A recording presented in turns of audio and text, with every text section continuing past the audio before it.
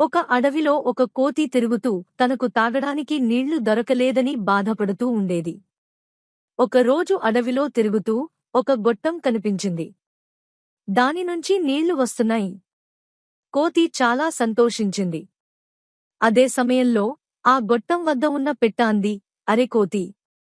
నీళ్లు వృధా చేయకుండా జాగ్రత్తగా తాగు. నీ తర్వాత ఇంకెవరైనా నీళ్లు తాగాలి. కోతి నవ్వుతూ చెప్పింది, నాకు కావాల్సినంత నీళ్లు తీసుకుంటాను, ఎందుకు ఎవరికైనా జాగ్రత్తపడాలి? అప్పుడు పిట్ట చెప్పింది, జీవితం అన్నది అందరికీ పంచుకోవడానికి. నీళ్లు వృధా చేస్తే మనం మాత్రమే కాదు, మన చుట్టూ ఉన్నవారు కూడా దాని లోపాన్ని అనుభవిస్తారు. కోతి ఆలోచించి తాను చేసే తప్పును అర్థం చేసుకుంది. అది తాగిన నీటిని సరిపడా తీసుకుంది, మరెవరూ ఇబ్బంది పడకూడదని నిశ్చయించింది. నీటిని జాగ్రత్తగా వాడితే మనకు, ప్రకృతికి మేలు. పంచుకునే గుణం మనల్ని గొప్ప మనుషులుగా చేస్తుంది.